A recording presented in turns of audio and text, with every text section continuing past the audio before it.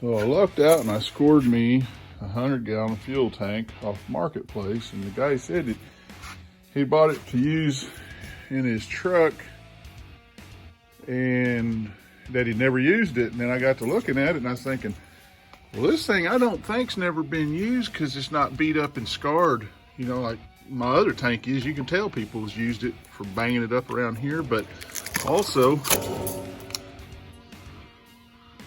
it's not banged up here at all. I mean, there's no scratches or scars, and it don't smell like it's ever had any fuel in it.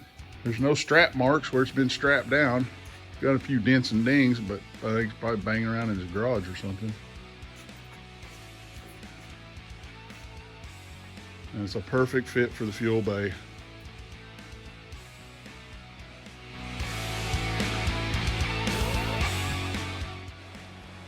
This is one time that persistence pays off, because I've really been looking on Marketplace for a year and a half for the right tank to come along that would fit the dimensions. And the last tank that I bought was too big to fit in the fuel bay, and I think what I'm going to do with it now is use it for the black and gray tank back in the plumbing bay. So this was a good find. Sometimes it takes a while to get there.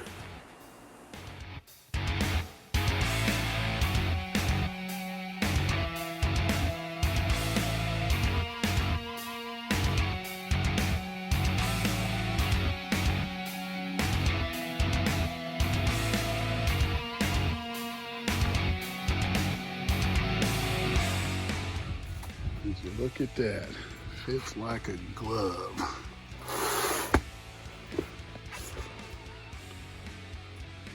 Get me some mounts made.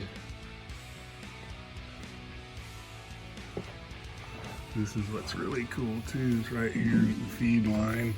Lines right up. Right back here's the return line, and it lines right up. I've got a fuel gauge that I can put in here. I got to order me a suction tube and build me a couple of mounts.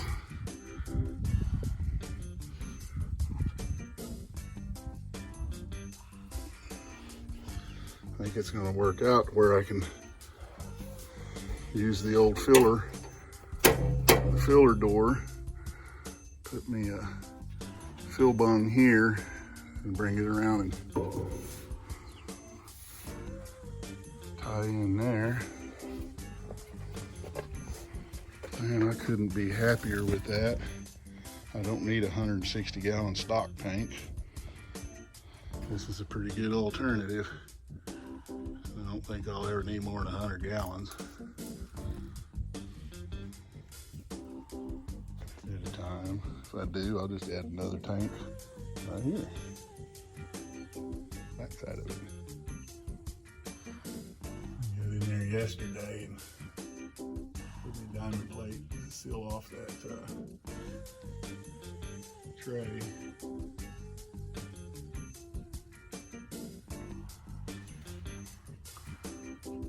If you'd have seen this fuel tank or fuel bay when I started, and I know some of you did, it's a world of difference now. Not perfect, but paid for.